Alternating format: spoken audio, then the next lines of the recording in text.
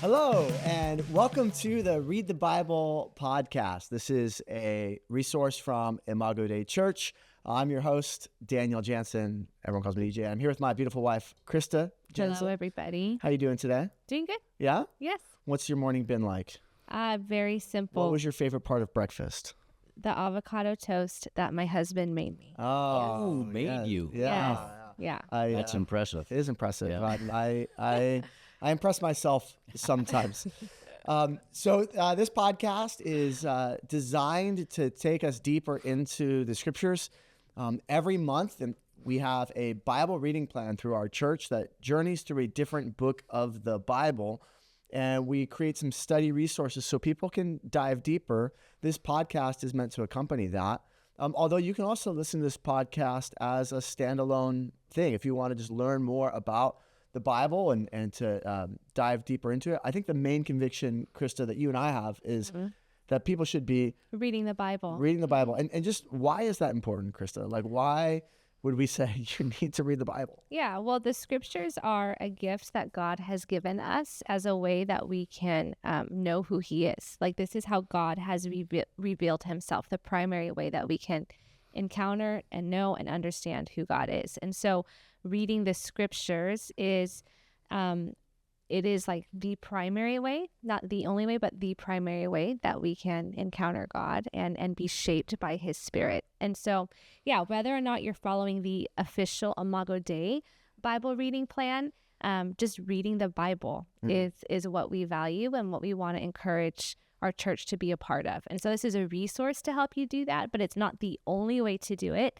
But we want to keep pushing that and encouraging that in our church. Yeah, and to give us a quick plug on the reading plan itself, it is something that renews every month. That might be one of my favorite parts about it, is that I know for me, reading the Bible can sometimes, even as a pastor, I can fall in and out of healthy habits of Bible reading in terms of just like that intake on the daily. And so what happens when maybe I'm struggling for whatever reason is I begin to beat myself up. I begin to sit there and have shame about that, and then think like, how I suck, and you know, and I have never heard a pastor say, "I suck."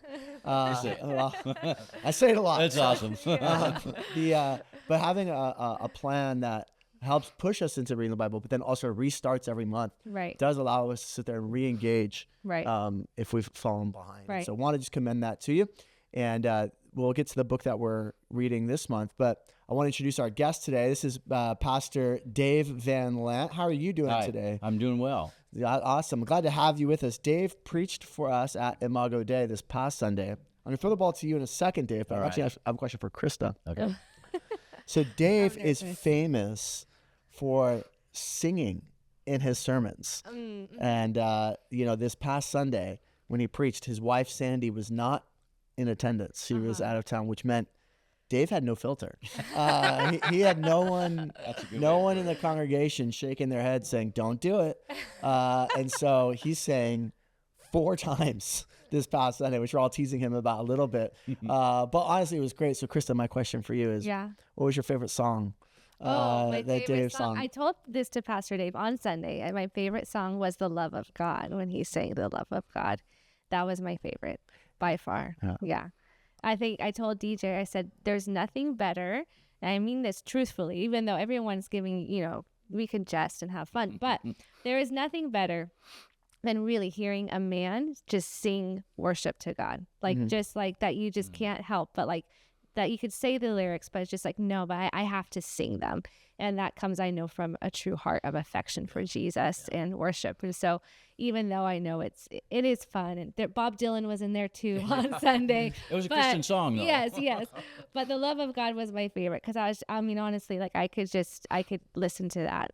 You could sing the whole sermon. Yeah. I would just be there for it because there's something very precious and holy about that, actually. Yeah. So. Yeah, absolutely. So I was grateful for it. I'm here for it. You can sing every time, Pastor Dave, and I will be right there for it. I'll take that to Sandy. Yeah. Exactly. So Dave, take us into what we're going to be reading today. So you've compiled the notes for our Bible reading this month. What book of the Bible are we diving into? We're in Deuteronomy, and the word Deuteronomy means second law in Greek. Okay. That's the name. Yeah, so okay, that already we're getting something there, which is maybe you didn't know that, right? So Deuteronomy means second law. And that jumps us right into kind of some of the heart or understanding of what this book is. Like, why do we need a second law? Or what does it mean by second law? What's going on there with that name? Well, the historical context was that the people of Israel are in the wilderness of Sinai, and the generation that had left Egypt had died off because they failed to enter the promised land and failed to trust God's provision and power to be on their side. And so we're dealing with the second generation after the Exodus, so they're going to have to be reminded and urged to remember because their parents forgot about the Exodus already, in such a short period of time and forgot the implications of it. Yeah. That's good. So what you have, and Crista, maybe you can comment on this, is the understanding the storyline. So if you don't know this, Genesis, Exodus, Leviticus, Numbers, Deuteronomy, the first 5 books of the Bible, sometimes called the Pentateuch, Penta meaning 5, or the Torah, is actually one story, right, that's told. And it's actually the whole story of the Bible in some ways in miniature is that those 5 books. And so you have, well, Krista, you want to comment on kind of what's happening there, or maybe I'll tee you up a little bit better.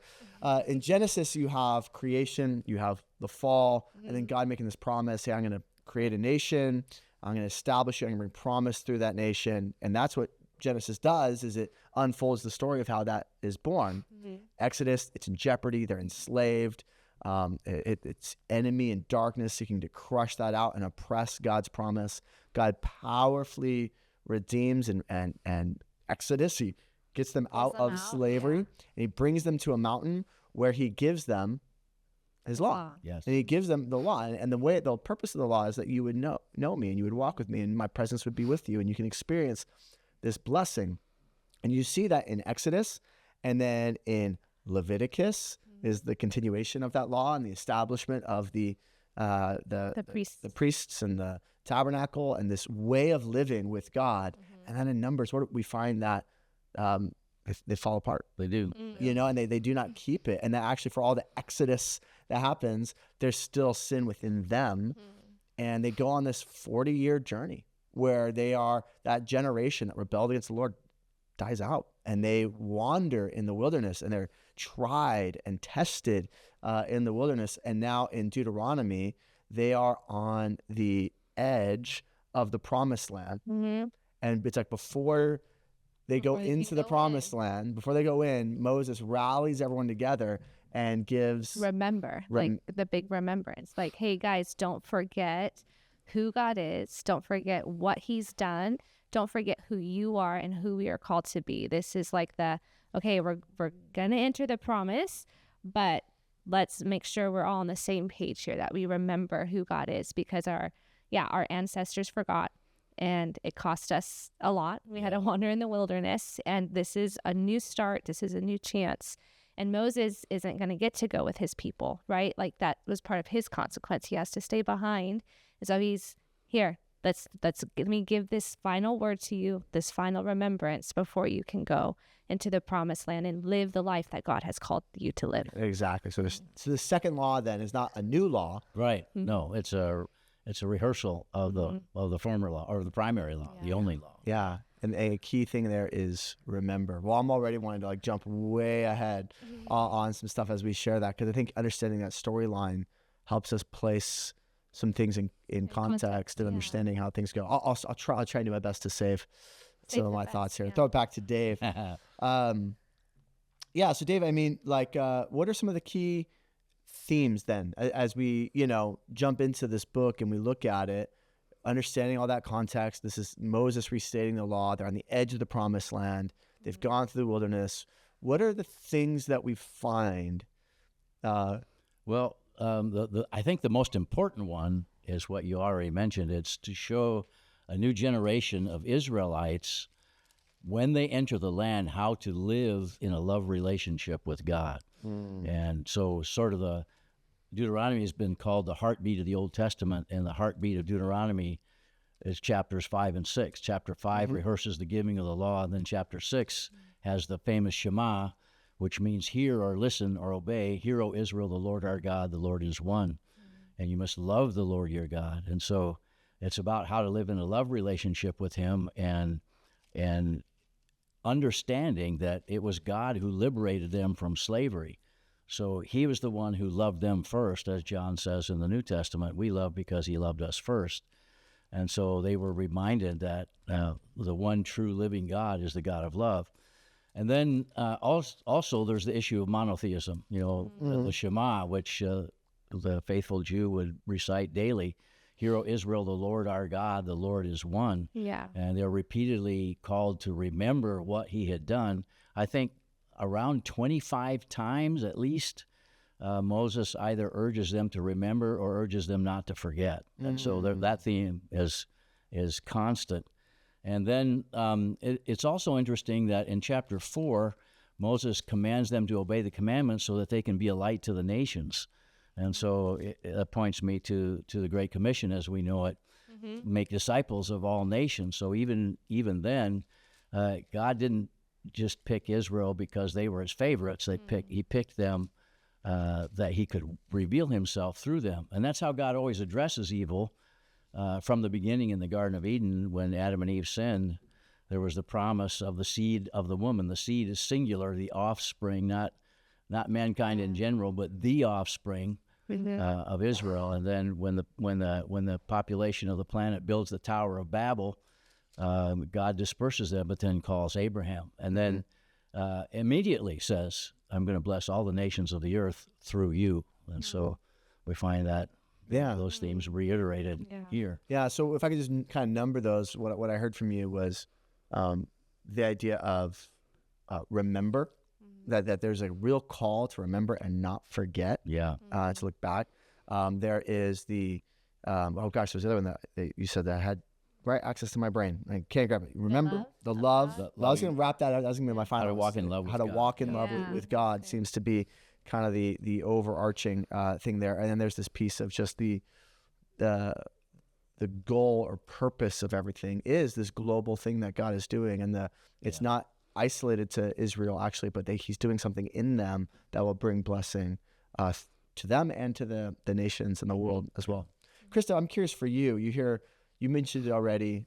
Dave reiterated it, that remember and not forget. Yeah. What's the importance of that? Like, why remember and not forget? Like, why is that so essential to the life of a follower of God? Why is that so essential to the life? Why is that something that he's underlining and repeating? Well, I mean, sadly, what we see in the Israelites and in all of humanity is that we are very prone to forget who God is. And that when we forget the works of the past, I mean, when you look at the life of Israel, I mean, the 10 plagues, the Exodus, the parting of the Red Sea, the provision of manna in the wilderness. It's like God has shown over and over and over again his faithfulness, his way to provide. And yet, over and over again, you see them fearful, you see them doubting, you see them trying to figure things out on their own. I think when we forget God and his ways and who he is, then that leads us into sin. That leads us to self-sufficiency. That leads us to anxiety and to finding other means of provision, of satisfaction, of joy. And so forgetting God just naturally leads us into sin. Yeah. I was thinking as you were saying that, one of the beautiful things about the command to remember is it's actually not a command to do, right? I mean, there are commands to do. Don't get me wrong. Yes. There are things that we are supposed to practice and do, but remember or do not forget is fundamentally like to look backward at something. And there's a grace in that. Yeah, it's saying definitely. It's saying God has already done something, and you are supposed to live out of what God has already done. You remember what he's done. I was just out in the opening chapter. I mean, it's a longer section, chapter 1, talking about how they rebelled and how things, But he says, "Hey, the Lord your God who goes before you will himself fight for you, just as he did." For you in Egypt before your eyes, and in the wilderness. That was the 40 years in the book of Numbers, where you have seen how the Lord your God carried you as a man carries his son all the way that you went until you came into this place. And he's saying, I was with you in Egypt. You forgot me then, but I was with you in the wilderness. And now, like, remember, like, this is how I've operated. Right. What strikes me about the 40 years and how he carried them is that 40-year sojourn was a consequence of their unbelief, and yet God remained faithful to his covenant and still cared for them, sent manna every day. Their clothing didn't wear out, their sandals didn't wear out, Yeah. and so he didn't desert them. Yeah. So that's the call to remember. Now, the other piece is we talked about is like there's these commands that are given. I mean, the bulk of Deuteronomy is a second It's law. law. Yes. I mean, and it is.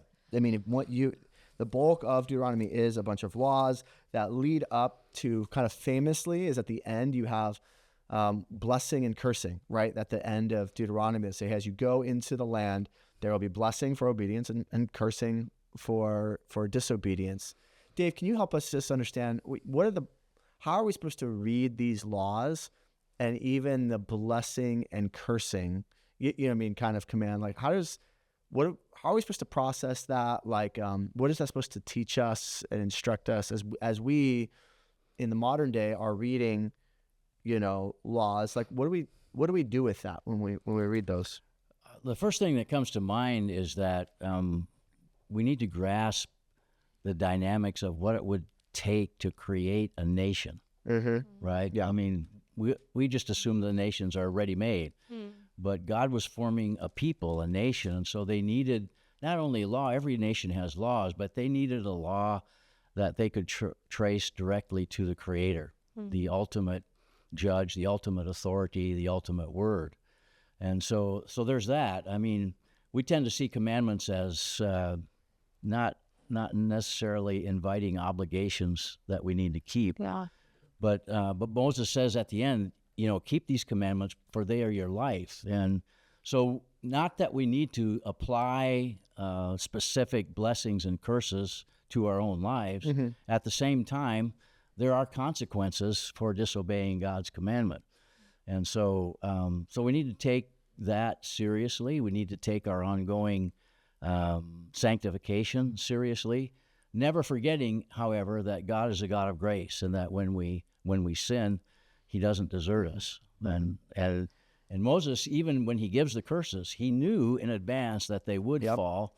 And he says, but even if you're scattered to the ends of the earth, and there you remember the Lord your God and turn to him, he will bring you back. And so there's tremendous hope in those blessings and curses. I think that promise is the ultimate blessing that I can tell from them.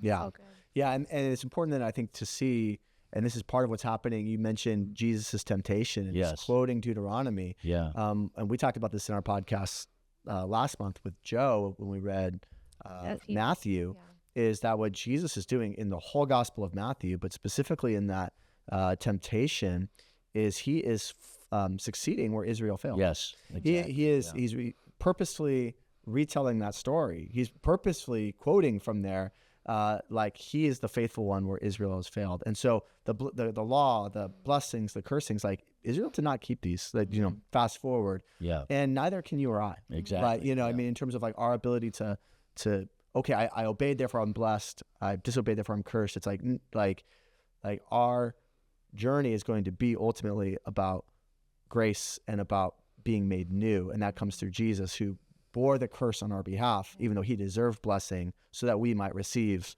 his blessing. Yes. Right? I mean, that's the gospel message.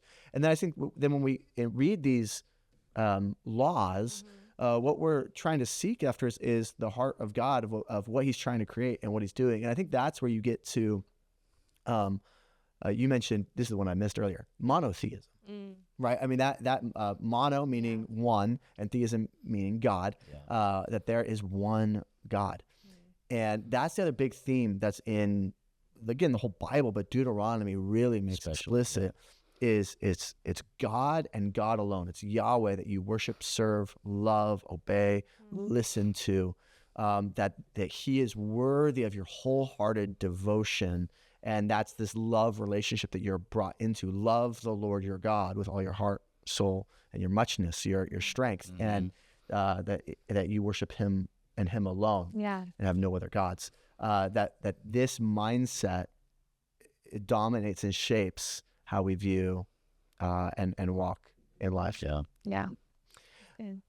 So with some of that kind of in mind, what will surprise readers about this book? Anything that will kind of surprise people? Hey, what's something, as either passages or ideas or things that you might come across that, for people that are just reading this for the first time. What I found is I'm reading through the Old Testament with two old friends of mine, and they are struck by the sinfulness of God's people and how often they fail to remember. They do exactly the opposite of what Moses urged them to do, and they fall. And yet, that story to me is a story of grace because, like I said, God took care of them even when he was disciplining them for unbelief. And then he did ultimately judge Israel and exiling them to Babylon, but that was over centuries and centuries of sending the prophets to warn them against the false gods. And so he is literally, historically, a God who is slow to anger, and he is the only God who is a God of love. Mm-hmm. There is no other. Yeah. Well, you think about even putting those things together. We've been talking about monotheism and these things. Like, I remember learning this, and it kind of blew my mind. In the history of the world, right, the majority world at this point believed in some form of polytheism, many gods, and understanding that there are gods and powers behind everything in the world, and then you worship and you're always trying to get on the side of the gods and earn their favor, and you're not sure. You live in this kind of constant place of anxiety and uncertainty of, is this God pleased with me? Do I have this God's favor? And even the gods are pitted against each other. And against that backdrop, all of a sudden, it's like, whoa, there's one God over all. He's giving me his law. And this isn't just like, this is boring. No, it's riveting because it's like, I actually know what pleases this God. Mm-hmm. I know I don't have to guess. I'm not trying. And then secondly, this God is for me. He's inviting me. He is inviting into a covenant relationship. Mm-hmm. He is blessing. I know this is, I think you and I have talked about this before, Dave, but one of my favorite passages is Deuteronomy 7, where he says this: you are a people holy to the Lord your God. This is Deuteronomy 7, verse 6. You are a people holy to the Lord your God. The Lord your God has chosen you to be a people for his treasured possession. This is language that's not, it's unheard of, right? It's revolutionary. Revolutionary out of all the peoples. And then he says, you sit there and say, okay, well, why? Like, on what basis do we have this sort of relationship with this God? Well, it was not because you were more number than any other people. So it wasn't that you were impressive that the Lord set his love on you and chose you. Actually, you were the fewest of all peoples. But it is because the Lord loves you and is keeping the oath that he swore to your fathers that the Lord has brought you out. And so it's saying it's not because you were impressive. In fact, you were actually weak. The Lord loves you because he loves you, is what that verse literally says, that there's something about God's nature that is being revealed, that we're invited into a different way of interacting with the one true God, where there's actually stability and security. It's a God who is a faithful God. This is verse 9. The Lord your God, he is God, the faithful God, who keeps covenant and steadfast love with those who love him and keep his commandments to 1,000 generations. And it's like, man, that's the anchor and security in Deuteronomy. And that comment to 1,000 generations in the Ten Commandments, there's this comment that God will visit the iniquity of the fathers unto the children unto the third and fourth generation, but shows mercy or steadfast love to thousands. And so the contrast is meant to be seen there. Yeah. Sometimes when I've been reading through the Old Testament with these friends of mine, they start by saying, God seems to be a different kind of God in the Old Testament. And I'll say, well, he gets so angry. I said, but you need to read the whole storyline and not just focus on the particular incidents, because there is no other God ever who on his own initiative would say, I am for you. Yeah. That's just unheard of. Yeah. Still unheard of. Absolutely. I think we're probably already getting there a little bit, but I'd love to just hear from both of you. What do you love about this book of the Bible? And since it says, hey, Deuteronomy, and you're like, oh, and your heart sings a little bit. And he says, yes, let me tell you about Deuteronomy and why you should read it and what you love about Deuteronomy. So either one of you can go, but yeah. Yeah, well, I would say that it has to do with the identification of Yahweh as a God of love and the one who is for his people. And when you see how his people doubt his goodness and fall into crass idolatry in the wilderness just after they've been delivered, and yet God, and there are consequences for sure, but he doesn't renege on his covenant to his people. And so to me, it's like the Old Testament version of the gospel. This is what God did. Remember, because what he did in the past is his blood oath that he will be on your side in the future and in the present also. So in a nutshell, that's kind of... That's so great. Yeah, I was thinking similarly of that when you read Deuteronomy. Well, I just love pictures, so I just imagine... I can imagine Moses like gathering the people. I can imagine the kids and the women and the husbands just like sitting and listening, and just him pouring out his heart of, like, please listen to me, like this plea of, I can't go with you, but this is who God is. This is what he's done. And just the, almost the sacredness of this moment of, the people of Israel have messed up before. Their ancestors messed up. They forgot before. And that this is God extending his grace. Like, I'm giving you another chance. Yeah. I'm still putting you into the promised land. Like, you are still my people. I am still your God. Even though you've forgot me before, let's do this again. Like God's grace never ends. And so this is a literal picture of God's grace, of giving them, all right, we messed up, let's start again. Okay, we messed up, let's start again. Like, I'm still here, I'm still yours, and you're still mine. And just the fact that God is present with his people, that he wants to be their God, that he doesn't just toss them aside and like, fine, I'll find a new nation. Like, you guys messed it up. Yeah. It's like, no, I am doing what I said I would do, regardless of what you have done and how you have failed. I am faithful to you. I love you still. And so it feels like, when you think of this book as a whole and all of it together, it is God's love and grace and him just continually binding himself to his people, which is just breathtaking. Yeah. Really. Yeah. And I would stress the covenantal, essence of it too, because Deuteronomy is part of what it does is it renews the covenant. Not that God had changed, but the people had changed. And so it's a renewal of saying, I'm still with you, like as you said. Yeah. As I was with you in the Exodus, so I'm with you now. Right. And I will be with you. And I will be. Yeah. Whatever comes. Yeah. Yeah. Yeah. I mean, ultimately, it's God that brings it about, obviously through Jesus, but even the promises are laid here. We mentioned earlier, and I'm saving some of the Deuteronomy 6 stuff because I think when we do our second podcast on Deuteronomy, I'm going to want to dive deeper into the Shema. It's one of my favorite passages in all of Scripture.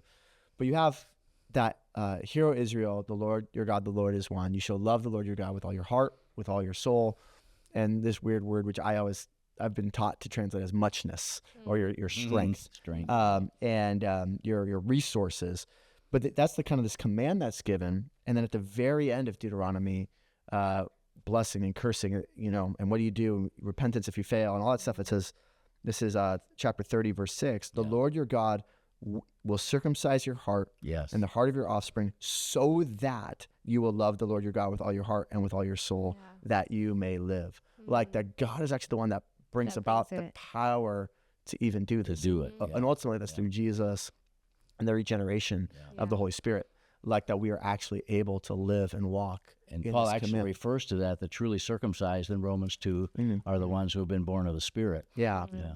So I think that's where Deuteronomy is an important book for all these reasons we're naming, but it really does, like we said earlier, it gets quoted a ton throughout the rest of the scriptures because it is so fundamental to this storyline, what we see about God, how it communicates his heart, and all those sorts of things, whether that's Jesus in his temptation quotes it. Even Paul in Colossians 3, he talks about chosen nation, chosen, holy, treasured is there in Colossians 3. Like, oh, that's Deuteronomy 7. Yes. I was looking at Out of all the nations of the earth, you are my special treasure. exactly. Yeah. Deuteronomy 29. Beware lest there be among you a root bearing poisonous and bitter fruit, one who blesses himself in his heart, saying, I shall be safe, though I walk in the stubbornness of my heart. You think about a tree bearing fruit, blessing, walking, and like, what does that make you think of, Krista Jansen? Psalm 1. Psalm 1, right there. You know what I mean? Like that there's even the Old Testament is picking up on, this is so fundamental to that. And even this Holy Week, this week, Deuteronomy 21, if a man has committed a crime punishable by death, and he is put to death, and you hang him on a tree, his body shall not remain all night on the tree, but you shall bury him the same day, for a hanged man is cursed by God. And that was part of the difficulty of understanding that Jesus could possibly be the Messiah. It was that verse right there. Yes. It's why they took him down from the cross. It's why they buried him on that same day. Yeah. And it's why they said there's no way he could be God's anointed because he's cursed. Yeah. And Paul in Galatians is like, exactly. That's it. He was cursed. Yeah. He was cursed for our affliction. Right. You know, I mean, he's cursed on our behalf, but he's actually, he's God's anointed, and God raised him up. He took our cursing in his place. So there's these pieces. N.T. Wright likes to put it like, he says something like, he absorbed the infinite wrath of God on the cross into his own being, something like that, he says. Yeah. I love it. Well, hey, as we're, wrapping up this conversation on Deuteronomy, any other fun facts or, things people should know, or what's left on the cutting room floor, that we can think of as we... I don't know if this is a fun fact, but one of the literary marks is that it's based on an ancient Hittite treaty practice. Yep. Where the emperor would, if they'd conquer a nation, they'd set up a covenant relationship, and the weaker nation would be called the vassal. They'd slaughter an animal, cut it in half, drain the blood into the center, take off their sandals, walk through the blood, and say, "May the gods or God do this to me." In other words, slaughter me if I ever violate this covenant. And in the New Testament, it's Jesus. It's actually in Genesis 15, God Himself passes through the blood path, and of course, in the New Testament, it's Jesus who does that. Oh yeah, So good. I love it. The Read the Bible podcast. Come to the random openings, stay for the discussion on suzerain vassal treaties. That's. But the book of Deuteronomy has all the marks of the structural marks of a covenant, of a Right. Hittite covenant. Yeah. Right. Yeah, so the fancy name for that is a suzerain vassal. Yes, so the yeah. suzerain being the king or the authority, and then the vassal being the one that's the servant, and that this treaty, this covenant that God is making a formal promise to people. Again, Yeah. that is a radical idea at the time period, and even still Even today. today. Yeah. That God would covenant. Think about this: God is under no obligation to anybody. Right. God is completely free, and that He would make a covenant speaks of His love. That He would make a covenant at all is just remarkable, and it itself is grace, Yes. because there's Yeah. no need for God to do that, and He makes a binding covenant Yeah. with a people. What were you gonna say, Krista? What would be something that's left on the cutting room floor? Anything that's surprising or? I don't think there's anything. I think Pastor Dave covered a lot in there. Yeah. Well, I was going to say, to bring it full circle and close this out, you know how Deuteronomy ends? What with Moses? With on the Moses? mountain? But right before that, what is it? What? Chapter 32. The Song of Moses. The Song of Moses. So, Dave, why don't you lead us in singing the Song of Moses to close us out? Well, I don't know what the original tune What was, the so I'm going melody to beg was. off on that. Oh, okay. But yes, it does close with a song. So that's part of the literary structure. There is poetry in it. There are legal codes. It's a collection of Moses' speeches, and so it just has several literary forms that just fascinates me, because usually a book is like one One or or the the other. Yeah. Yeah. So it does end. The Deuteronomy does end with this song of Moses, and then it ends with Moses on the mountain, and Moses dies. Yeah. It ends with his death. That he dies before they go into the promised land. Yeah. And he sees it from afar. He sees it, but he can't go in. He can't go in. Yeah, and that's again, you get the story in miniature of the whole Bible in the Pentateuch. So kind of maybe bring that all. You have creation in Genesis, fall in Genesis, promise and in there. Yeah. God being faithful to that promise. You see oppression and sin and death in the Pharaoh, and God brings rescue and relationship and atonement in Leviticus and all these sorts of ways of his presence to be with his people. We find that sin and idolatry are deep within the human heart. It's not just the oppressor out there, Egypt. It's actually Egypt is in us, that we also are sinners. And so there's this walking in this journey of sanctification that kind of happens in Deuteronomy, and then they're on the edge of the promised land, looking into the future. That's such a picture of like the Christian life that we sin. Jesus has brought redemption from our sin in the forgiveness of sins. He's also brought victory over evil and over Satan and over death, like those oppressive things that are at work in our world. There's our own hearts that we have to contend with, and we are waiting for that future land. And so the call for us today is to remember, to not forget, to walk in that. I always think of, I don't know what you think about this, Dave. I think of 1 John as being like the New Testament corollary to Deuteronomy, where it's this call, little children, keep yourself from idols. Yeah. The Last call word. to love, the call to love God and to let, it's just like, there's this like, hey, this is what life, This is what it is. this is what it is. Yeah. Any resources for people if they want to dig deeper into Deuteronomy? I referred to the Bible Project. And I have a couple other things, footnoted commentary authors that I can't remember the names of right now. But if you want a snapshot, the Bible Project is good. Philip Keller has a podcast about it that's really helpful and concise, succinct. Okay. So. Yeah. The other one would be, for me, this is a little deeper, a little more academic than what I normally recommend. But Daniel Block, he's my favorite Old Testament scholar, and he has a commentary on Deuteronomy in a series called the New International Version Application Commentary. So it's not... I actually use that. Yeah, it's not super academic.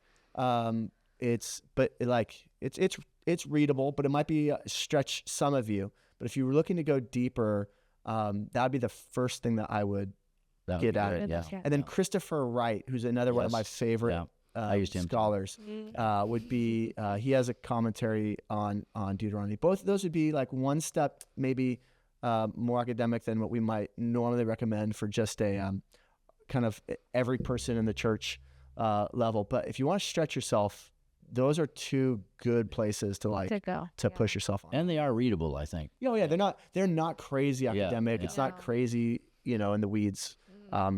They are both very practical. Yes. But there'd be some stuff that would be a little deeper. Yeah, that's good. Awesome.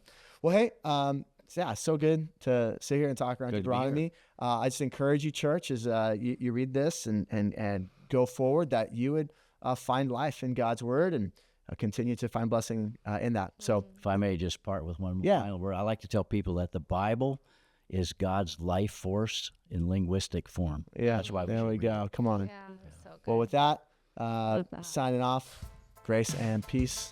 Till next time. Amen. Yes.